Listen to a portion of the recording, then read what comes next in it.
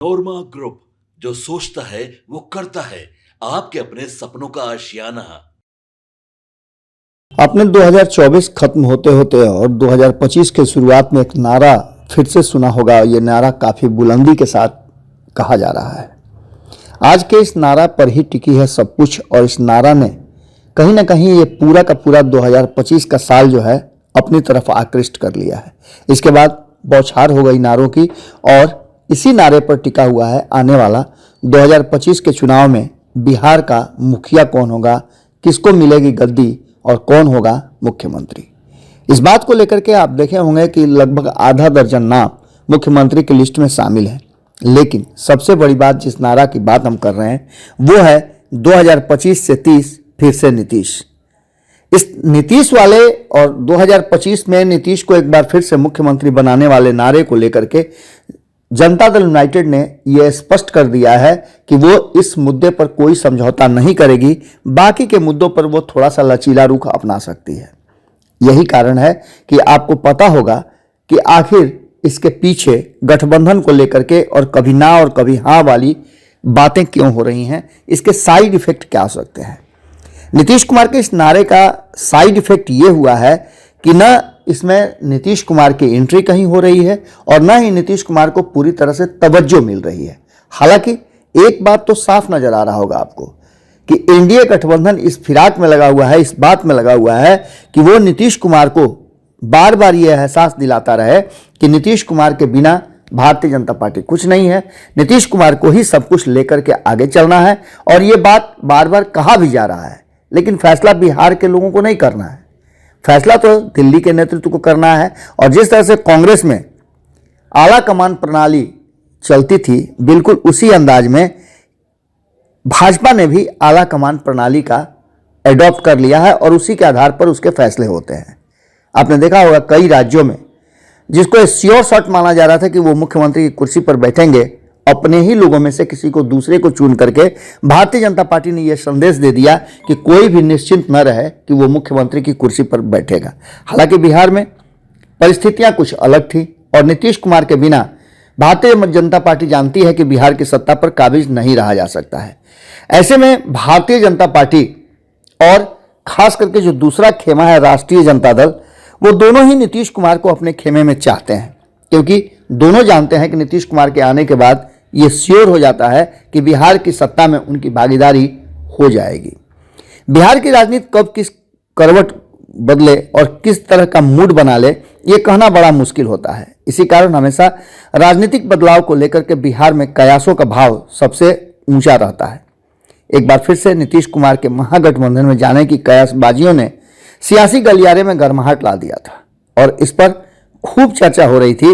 ये सब कुछ लालू प्रसाद के उस ऑफर के बाद हुआ। इस पर मीसा भारती ने जो समर्थन कर दिया, उसने सियासी खबरों में काफी उबाल ला दिया। इससे तेजस्वी यादव भी टेंशन में आ गए और तेजस्वी यादव को यह टेंशन होने लगा कि वो अब इस पर क्या कहें। आपको बता दें कि तेजस्वी यादव ने इस पूरे मामले से अपने आप को अलग करते हुए नीतीश कुमार की एंट्री पर ही बैन लगा दिया है।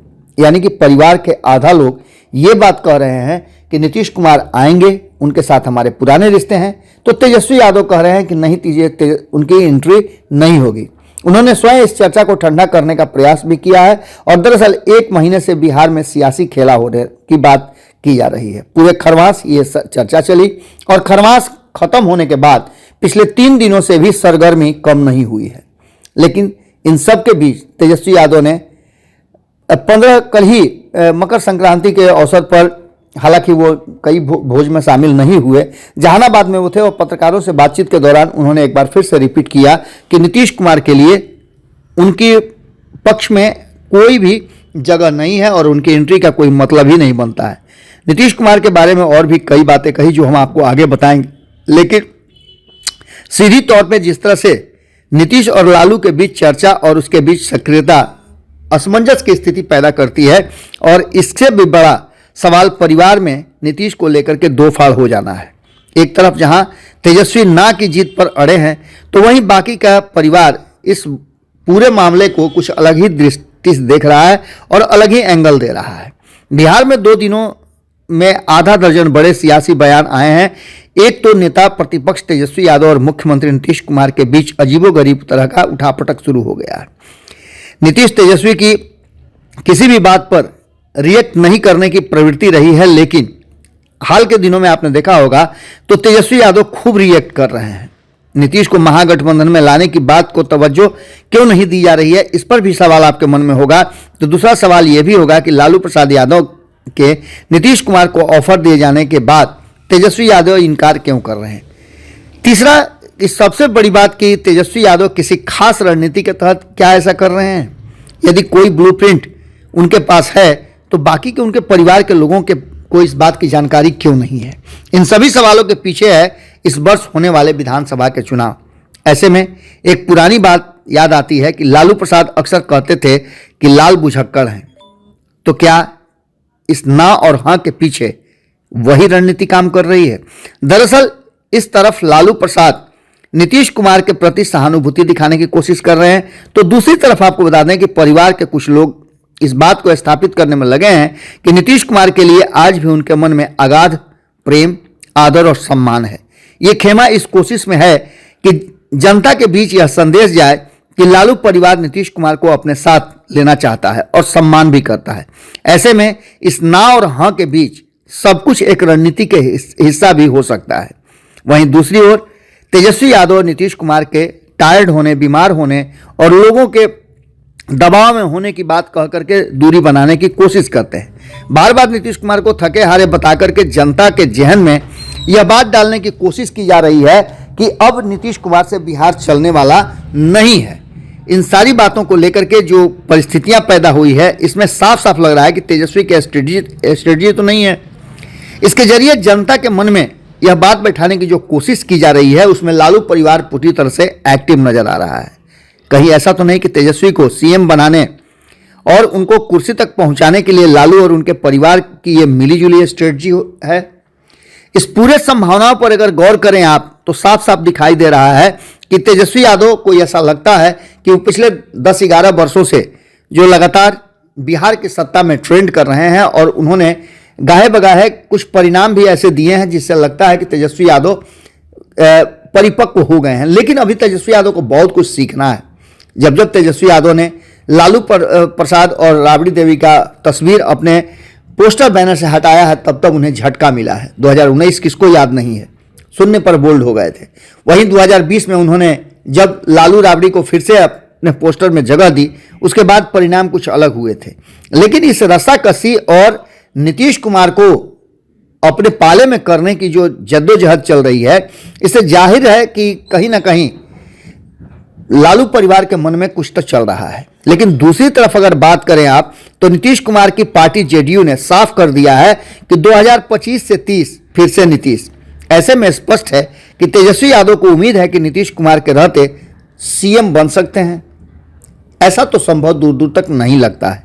इस बात को लालू प्रसाद भी अच्छी तरह समझते हैं कि नीतीश के रहते हुए मुख्यमंत्री की कुर्सी प्राप्त करना बहुत टेढ़ी खीर है। हालांकि असंभव तो नहीं है, क्योंकि राजनीति में कुछ भी असंभव नहीं होता है। दोस्त न दोस्त, दुश्मन अस्थाई भी नहीं होता है। और इन सारी बातों को लेकर के तेजस्वी यादव की उम्र और उनके पास अभी राजनीति का बहुत सारा समय होना भी एक बड़ा फैक्टर है। इन सब को लेकर के क्या नीतीश कुमार और तेजस्वी यादव के बीच की जो खाई बढ़ती जा रही है वो वास्तविक है या फिर राजनीतिक रूप से इसके पीछे कोई बड़ी रणनीति है। क्योंकि आप जानते हैं कि जिस तरह से 2025 के चुनाव में ये चर्चा चल रही है कि भारतीय जनता पार्टी नीतीश कुमार को मुख्यमंत्री बनाने के पीछे सोच सकती है। एक ऐसी परिस्थिति भी बन सकती है जिसमें नीतीश कुमार, एनडीए को बहुमत तो आ जाए लेकिन नीतीश कुमार को मुख्यमंत्री बनाने की स्थिति में या फिर उस मूड में भारतीय जनता पार्टी नहीं हो। ऐसी स्थिति में क्या होगा आप समझ सकते हैं कि जब भारतीय जनता पार्टी या एनडीए के घटक दल नीतीश कुमार को सीएम बनाने में आनाकानी करेंगे तो उसके बाद क्या होगा। शायद ये उसी की परिणति है या फिर इंतजार है। आपको बता दें कि तेजस्वी यादव खुल करके ना कह रहे हैं, अब तो तेज प्रताप यादव भी ना कह रहे हैं, लेकिन तेजस्वी यादव की 2 बहनें जो राजनीति में सक्रिय हैं, उन्होंने नीतीश कुमार के आने पर कोई विराम नहीं लगाया है।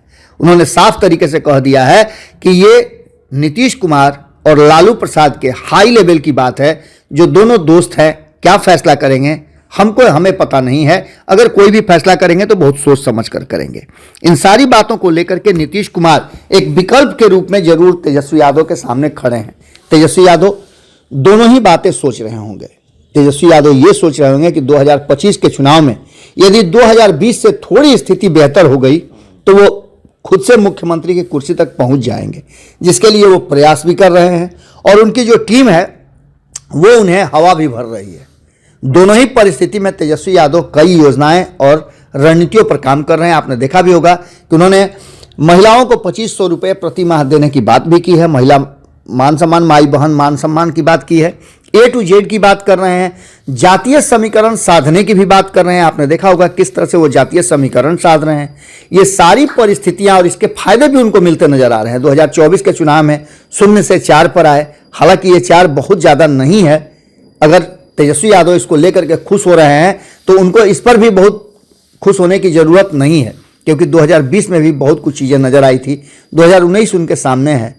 अब ऐसी स्थिति में 2025 की तैयारी तो वो निश्चित रूप से कर रहे हैं और उनके मन में ये बात है कि अपने दम पे वो मुख्यमंत्री बनेंगे, तो इसमें कोई हर्ज भी नहीं है। अगर नहीं बनते हैं तो फिर दूसरा ऑप्शन, अगर नीतीश कुमार उधर मुख्यमंत्री नहीं बनते हैं तो उनके पास एक मौका जरूर होगा नीतीश कुमार की वापसी के बाद सत्ता में आने का। ये सारी परिस्थितियां कहीं ना कहीं इस बात की तरफ इशारा कर रही हैं कि नीतीश कुमार और तेजस्वी यादव के बीच ये ना और हाँ वाला जो मामला है वो कहीं ना कहीं अटका हुआ है और इसका फैसला चुनाव से पहले होता हुआ दिखाई नहीं दे रहा है। दूसरी तरफ आपको बता दें कि जिस तरह से कांग्रेस का एक्शन है और बाकी के महागठबंधन के घटक दलों का एक्शन है, वो भी बहुत सारी कहानियों को जन्म दे रहा है। कांग्रेस नाराज चल रही है तो वहीं फुल सपोर्ट में वीआईपी है और वीआईपी तो तेजस्वी यादव को मुख्यमंत्री बनाने का एक तरह से समझिए कि बीड़ा ही उठा लिया है। कल ही जब हमारे सीनियर रिपोर्टर सागर बात कर रहे थे, वीआईपी के उपाध्यक्ष संजीव मिश्रा, जिन्हें सन ऑफ मिथिला भी कहा जाता है, उन्होंने भी साफ तरीके से कहा कि तेजस्वी यादव के मुख्यमंत्री बनने की संभावनाएं पूरी तरह से प्रबल हैं और इस संभावना को वीआईपी और ज़्यादा मजबूत कर रही है, क्योंकि वीआईपी के पास जो 15 से 20% वोट है वो वोट तेजस्वी यादव के खेमे में ही जा रहे हैं, यानी महागठबंधन की तरफ जा रहे हैं। ऐसे में तेजस्वी यादव को और मुकेश सहनी को चिंता करने की जरूरत नहीं है। इन दोनों की जोड़ी जिस तरह से आपने देखा होगा कि 2024 के लोकसभा चुनाव में कारगर रही है, वैसे ही 2025 के चुनाव में तो मुख्यमंत्री और उप मुख्यमंत्री की कुर्सी इन्हीं दोनों को मिलेगी। अब देखना दिलचस्प ये भी होगा कि इस नूरा कुश्ती में होना क्या है। जुड़े रहिए भारत लाइव के साथ, खबरों का सिलसिला लगातार जारी रहेगा। बहुत बहुत धन्यवाद। आपके सपनों को हमने सजाया है, ई होम्स पैनोरमा को हमने बनाया है। ई होम्स मेरा एक सपना था जिस पे मैं पिछले 4 साल से काम कर रहा था। हमने जो बनाया है वो सबने है माना। ई होम्स पैनोरमा में हो आपका भी आशियाना। और फाइनली हमने 2021 में इस प्रोजेक्ट को लॉन्च किया। बहुत लोग अप्रिशिएट कर रहे हैं कि पूर्णिया जैसे शहर में, बिहार के, एक तो बिहार की बात करें उसमें भी पूर्णिया जैसे छोटे जगह में इस तरह का लाइफस्टाइल देना, ये सुन के हम लोगों को बहुत अच्छा लगता है। ई होम्स में हमने कुछ और भी किया है, जैसे हम जिस जगह में रह रहे हैं हमारे फैमिली सिक्योर हो, उनको सिक्योरिटी का ध्यान में रखा है।